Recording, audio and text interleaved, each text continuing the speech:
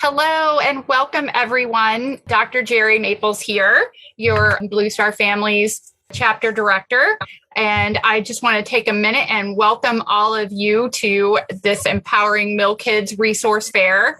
We are so excited to be here to really kind of showcase today all kinds of different resources that we have available from a Dayton region perspective and Southwestern Ohio region perspective, as well as a national perspective. And we have lots in store for you. We're going to get started here really quick, though. We have a very special speaker and two very special guests that we want to really kind of help set the tone on why it's important to celebrate our military kids in the month of April. For those of you who are not aware, April is the month of the military child. You know, being a mom and a former National Guard spouse turned military caregiver, I know how important it is to really kind of celebrate and highlight the sacrifices that our military children make. And that goes all the way from active duty service, all the way and beyond. So we're so grateful to bring this to you today and really kind of show you all the fun and beneficial things that are out there available for our amazing, resilient military children. To help get us started, I did want to kind of set the tone.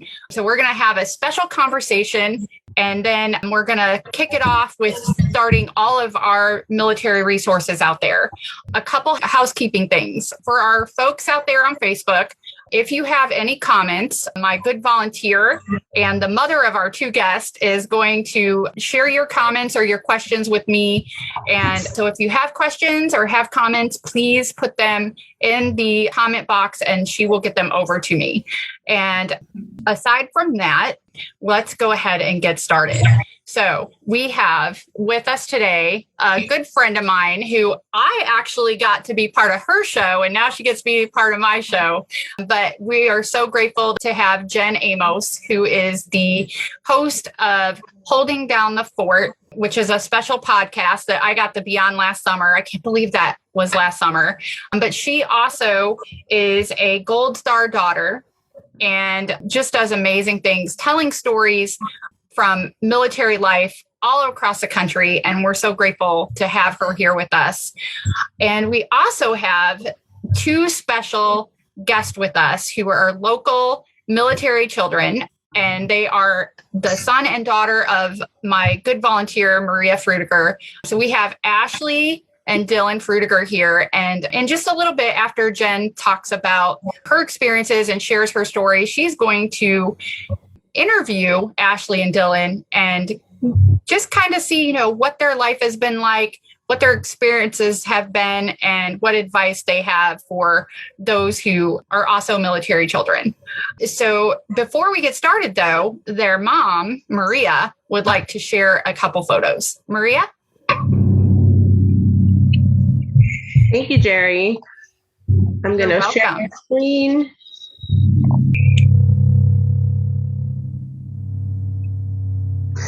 All right, so here we have Ashley and Dylan and their other siblings. There's Natalia and Elijah, and this was just a photo we took when we were visiting Berlin, Germany. We had the privilege of being stationed there for 3 years.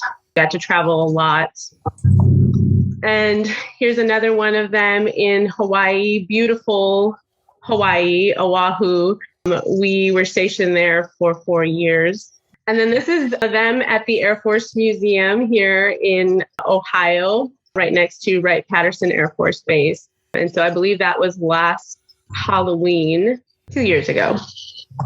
And then this is all four of them again. Just the other day, we were able to donate just this sweet, beautifully illustrated book.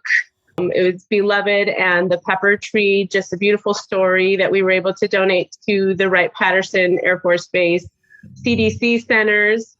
Just a cute little story that could definitely resonate with military children. And we appreciate the CDC and those who take care of our military kids on a daily basis. So this was us yesterday donating these books to them. Awesome. Awesome. Thank you so much, Maria, for sharing those photos with us. I think that really does kind of set the tone as we go into our conversation. So at this time, I'm going to pass it over to Jen and just, thank you again, Jen, for coming on and talking with us and sharing your story with us. And I can't wait to hear your conversation with Ashley and Dylan. Awesome. Well, thank you so much, Geri, for having me. I feel inspired to share my family's photo after Maria shared hers.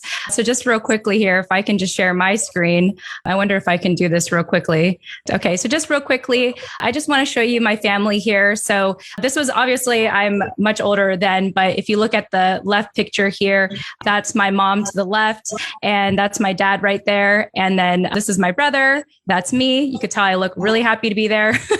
And then that's my sister down there in the stroller. She was just a newborn at the time, but this was our family way back in, I think 1998, probably before that, but definitely well over 20 years ago. So anyway, I just thought I would share that as well, just to celebrate the month of the military child and honoring our, families and our kids today. So let me go ahead and get into my speech here. So once again, I just want to thank Geri for the invitation. I just love how we sort of swapped from you being on my show to now I'm on your show. It's truly an honor to be your keynote speaker for the Blue Star families of the virtual and empowering hashtag Milkids resource fair. At these interesting times in mind, I want to start this speech by just giving you some reassurance.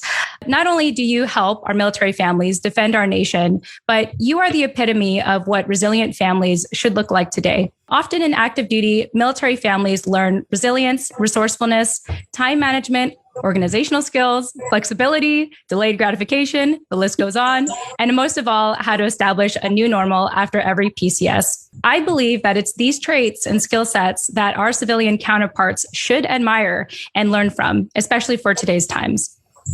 So it's actually kind of interesting for me to be here today because it's actually taken me 20 years after being a military child to know that this month, April, is the month of the military child. So a little background about me. My father was about 8 years in service when I was born back in 1987. So you can do the math of my age. And we were first stationed in Yokosuka, Japan Naval Base when I first entered the world. Throughout the years of my father's service, we PCS back and forth from Japan to California. Then for my dad's last duty station, he was to finish his first 20-year service where I was born, Yokosuka, Japan. So that was back in October 1998. He had about 2 years left before he could complete a 20-year service when he was on his ship, the USS Kitty Hawk, and was traveling from Japan to South Korea. Then he went missing. They had a search crew look for him for 3 days, and they continued to search for him for 3 months later with the investigation to no success. And before we knew it, we were catapulted into civilian life, and we haven't looked back since. So that was well over 20 plus years ago. And the only reason why I'm here today is because about a handful of years ago, I met my husband, Scott Tucker, who's a West Point grad and post 9/11 veteran. And at the time that I met him, he was advocating for our veterans and career military families to be more conscious and intentional about knowing their advantages for serving our nation, especially their financial advantages that are often overlooked. So our service members, most of them didn't join the military to become rich. They came to serve. However, we at US Vet Wealth position our service members and our military families to feel rich so that when they transition out, as we all do eventually, money is the least of their worries. After all that's said and done, we do deserve to have the financial stress being the last of your problems. But unfortunately, we find that it tends to be the most common problem our families face in post-military life. So for myself, being raised as a single mom or being raised with a single mom who struggled financially as a widow with 3 kids under 11 years old, my husband's message really spoke to me and inspired me to work alongside his mission. So in the last 5 years of being able to work with him and our company, US Vet Wealth, I actually had found the opportunity to own my story as a Gold Star daughter, which for the longest time I thought didn't matter. And if you are hearing what a Gold Star daughter is for the first time, it basically means that you had lost a family member while they're on active duty. And for me, that was my father, as I had already mentioned. So throughout this entrepreneurial journey that I've done with Scott, my husband, and our company, I realized the gift in sharing my story and how it can be used as a source of inspiration to help our career military families continue to thrive in this life. I'm fortunate to not just only work with my husband, but to also host, as Geri had mentioned, an award-winning podcast show called Holding Down the Fort, where I get to interview military spouses and those for military families to provide knowledge, resources, and relevant stories so they can continue to make confident and informed decisions for themselves and their loved ones. So once again, I think this is just quite interesting for me to be in this position. I feel like I'm sort of like my adult self talking to my younger self and, kind of coming from the future and say, hey, Jen, like, look out for this, But instead, I have the opportunity today to speak to the military connected parents and kids of today in hopes that I can add value to your journey. So I want to start with talking to the kids. It's a crazy life, no joke. And often you may find yourself with a lot of unanswered questions. You may have already developed an independence from your parents because of how preoccupied they may always seem. And it may feel often lonely and sad and heartbreaking to lose friends. I remember when the news came out about my dad had gone missing, that was actually really the first time in the 10 years of me being a military child when my friends started to give me extra attention at school. And I finally felt like I had a sense of home. But it was time to leave because at that time we were no longer a military family at that point. It could be really discouraging to make friends, especially if you're the kind of kid like I was who just wanted to feel rooted in somewhere, but kept moving every 2 to 3 years. But I want you to know this. Let me give you some reassurance again, like I did at the beginning. I want to encourage you to lean into those relationships. Make the most of it, because later in life, you'll have built a network of friends and community scattered all around the world, and you'll never be alone. And in addition to that, you'll have the skill set to quickly spot good quality friends worth investing in. You may witness your parents going through a lot and maybe not giving you the proper attention you need at times. I know for my dad, I always often like to say that I never really felt his absence. I only felt his presence, because even though he was gone months at a time, when he was around, he was around.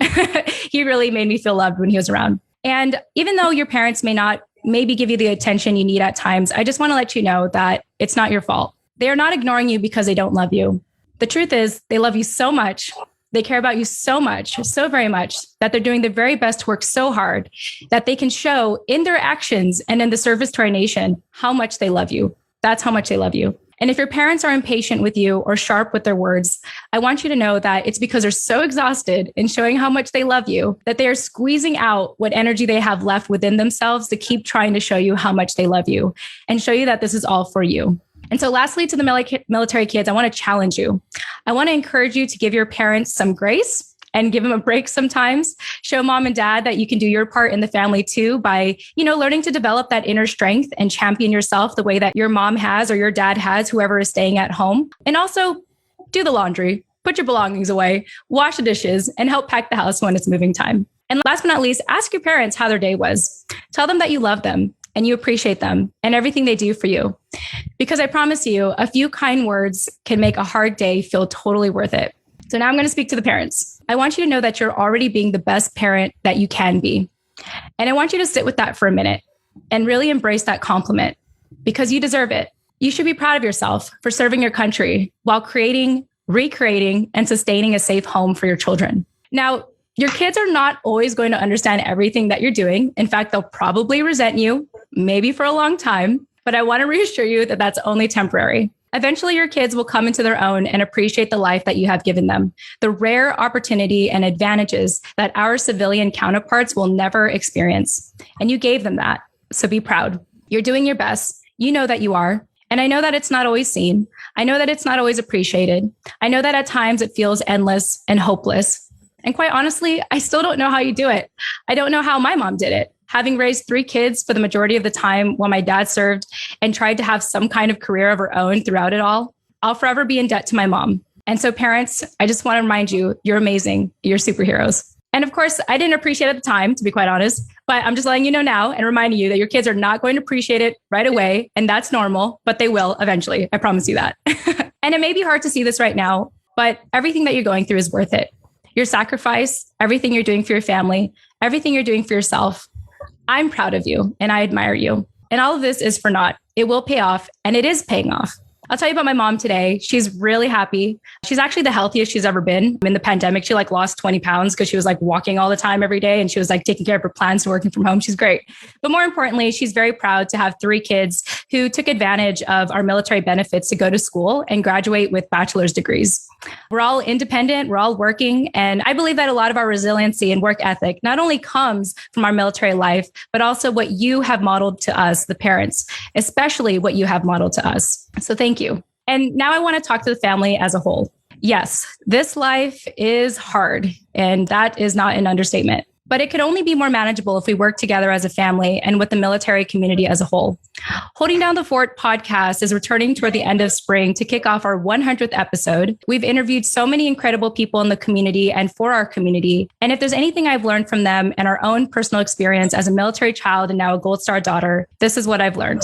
Don't do life alone. It not only hurts you to do this life alone, but it hurts your loved ones who want to do it with you. Don't have your kids growing up like me, still having unanswered questions 20 years later. Be intentional about this life. Ask for help. I know it's hard sometimes and it's easier to just tune out, and that's okay. You're human. Together as a community, we need to eradicate this stoicism or toughness, as we call it, that we portray just because we're military, like we're supposed to be strong. But again, we're also human. And so when you're done tuning out, jump back into community and take advantage of all of the incredible resources that are available for you today. So with that said, I'm really thrilled to see some of the incredible resources that are here today. I'm not going to spoil the names. I'm just going to describe a few to just tease at you. Some of the resources that will be discussed today are scholarships for military children, your one-stop resource for K-12 STEM education, a summer camp program for the kids of our nation's wounded, ill, and fallen military heroes, more scholarships, oh my goodness, and pathways to employment for children and spouses of our troops, leadership development for girls, 24/7 global emergency communication services and support in military and veteran health care facilities, and resources to bridge the gap between our military and civilian communities. In closing, again, I mentioned this life is hard. It's not an understatement. And I can't acknowledge that enough. And it can be more manageable, though, when you receive help from others. So remember this, if there's anything that you walk away from my speech today, is that we are better together. So once again, I'm Jen Amos, Gold Star daughter, veteran spouse, host of the award-winning podcast, Holding Down the Fort, and also co-owner of US Vet Wealth, and overall an advocate for our military families today. So happy month in the military, child, and thanks again for having me. Thank you so much, Jen. Oh my gosh. I literally had tears. Like I had to stop my tears. Such a powerful story and such an amazing person and individual you are. I can't thank you enough for all you do and sharing your story and just the work that you continue to do to help really kind of bridge that gap and really showcase all the awesomeness of our military families. And you're just amazing. I'm speechless. Thank you so much. My pleasure. And I'm going to go ahead and introduce our two special guests that you're going to have a conversation with, both Dylan and Ashley Frudiger. Go ahead and introduce you and kind of pass that off and let you get started talking with them for a few minutes. Awesome. Okay, Yeah, cool. Oh, so I get to hang out with the kids now. Sweet. Yeah. All right. Well, Ashley and Dylan, hello. Welcome to the show. Thank you. I'm going to treat this like my podcast. Well, it's great to meet you both. Let me start by asking you both individually, starting with you, Ashley. I know that your mom asked you both to be on. What compelled you to say yes and join us today to share your story? Well, I guess the fact that there's so many military kids out there who, need encouragement. So when she talked about us going on, I guess I was like, all right, I'll do it, because, it's hard being military sometimes. And I just wanted to, go out there and to try to encourage the other military kids. Yeah. Thank you, Ashley. I appreciate you sharing that. And Dylan, what about you? What compelled you to be like, okay, Mom, I'll go on here? Well, it's kind of the same thing to encourage little kids. Like, since we've been in longer than probably like some younger kids, like we'll probably have more experience. And I just thought like maybe I could use that experience to help the younger kids at least, and anyone else who could be watching. So. Yeah, absolutely. Well, thank you both for sharing that. Ashley, I'm curious to know from your initial experience of military life. So just for both of you. So go back to a time when like the earliest memory of military life and to where you are today. Have you learned anything along the way in regards to from the beginning to where you are now? And I'll start with you, Ashley, if you want to answer that question. Well, I guess maybe the fact that, obviously when you're younger and you're a military child, you don't really understand, what's going on. You're kind of like, wait, why are we leaving? Mm-hmm. But, as you get older, you start to understand what the purpose of it is. You're serving your country. And I guess as you get older, when you start understanding, you start appreciating it more because you're helping the military, you're helping your people, and you're just serving. Yeah. So- And how do you feel about that? Just like as you started to realize like, wow, like we're serving our country. Like, how did that feel for you when you started to come to that realization and that big responsibility? I guess I got, I guess it's joy, because we're helping out or being a part of that. And yeah, so I guess I just appreciated it more. So it's, yeah. Yeah. And so Dylan, same question to you. From your first perception of military life to now, has it changed? Does it look a lot different from then till now? Probably, there's a lot of change in military life, like from your location to friends to everything. And I guess I've just learned to adapt better to that, to that change, which can help with any other change too. So, and people don't like change, but yeah, I've just learned to adapt to it, I guess. Yeah. I hear you. The average person, if we don't have to change, we won't change. And so what do you feel is your, I guess, thoughts around change? Like, does it upset you that you always have to change, or is it something that you've just learned to embrace? It kind of upsets me a little bit that certain things will have to change, but you get used to it again.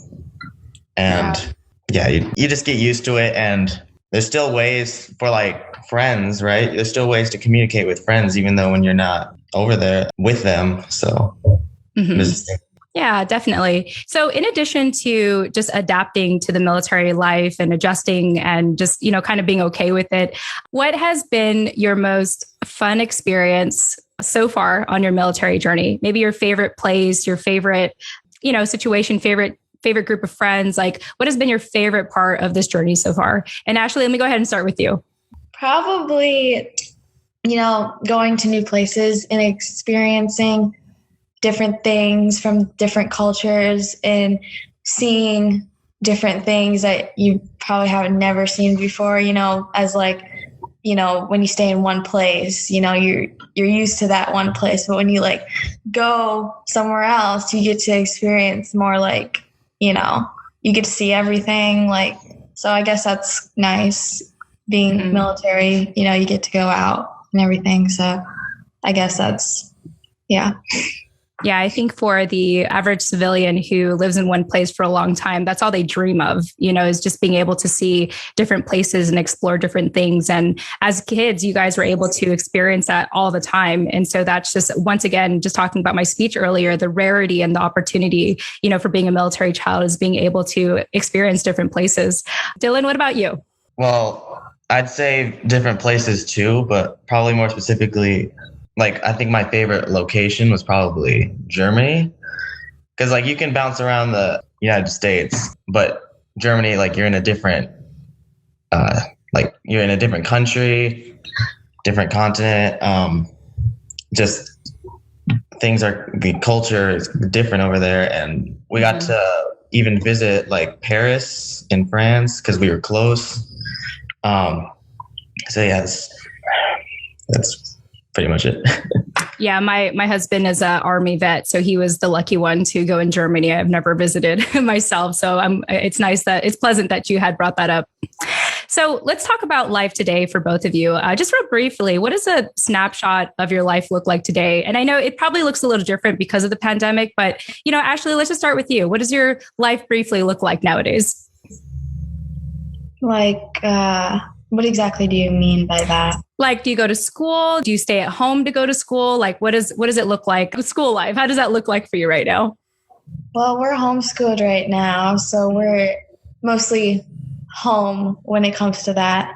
It's nice, you don't have to be too crazy and go to school and everything. And then, we're just right here. And we also have the family with us too. So that's also nice. You're surrounded by family. And so it's just nice to be like at home there.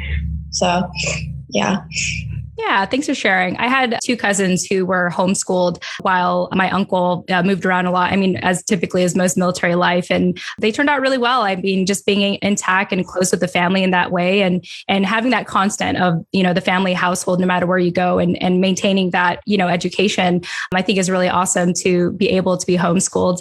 Dylan, what about you? Anything unique other than what Ashley had mentioned that goes on in your day-to-day nowadays? Well, it kind of goes along with homeschool, but it's not.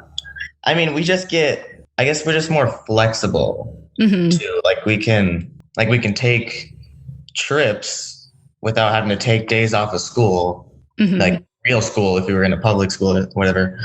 So we can take these trips and we can go to these events that are exclusively for homeschool students. And so it's just stuff like that where we can have these other benefits from having a more flexible school.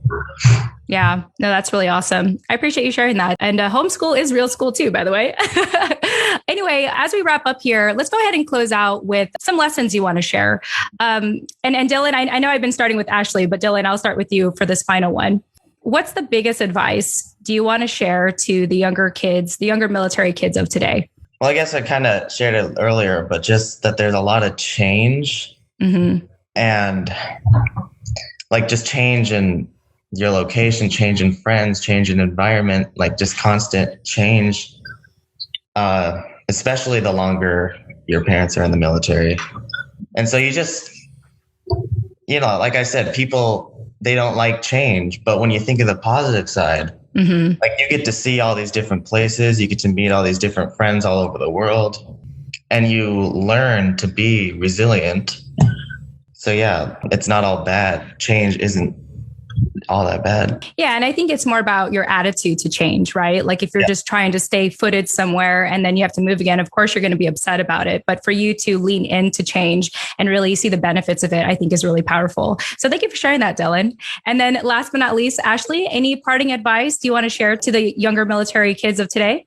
Well, kind of the same thing, I'm going to try to say it differently, but when you're obviously it's going to be hard, being military, especially moving around different places.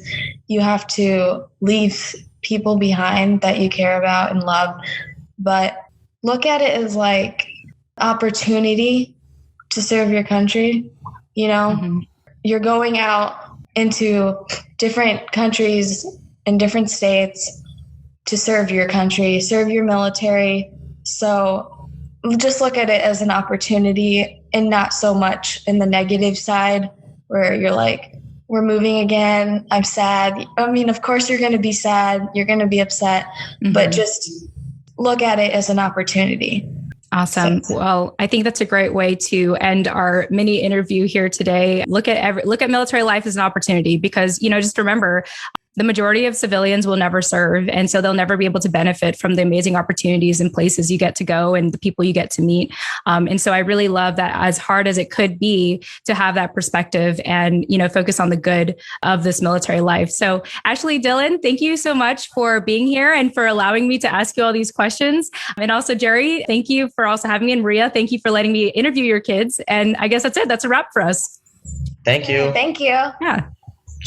Oh, what a special conversation, Jen. Just an absolute special conversation. And thank you again for setting aside this time to spend with all of us, share your story, and have a conversation with Ashley and Dylan. I think they were the perfect candidates to chat with you and such positive role models for those younger military children who are just coming up the ranks. Such wise advice that they gave. Absolutely. And for those of you out there who might have missed, I wanted to share again that Jen is the founder and co-host or host and has a co-host in another Jen. That's just Jens everywhere. Yes, Jen, the two Jens for Holding Down the Fort podcast. I will put a link to that along with links to everyone who is presenting today on actually Maria will. She's taking over the Facebook temporarily while our social media manager is out on vacation and who may be actually watching. But we will put that up for all of you to have. And I definitely want to say go listen to the conversations that Jen has had with so many people. Just a wealth of information, a valuable resource to the military community and the civilian community as well. So thank you again, Jen. Awesome. And, thanks, Geri. And thanks everyone for having me. Have a great fair today. Thank you. Thank you. Enjoy the rest of your Saturday. Thank you too. Bye. Thank you.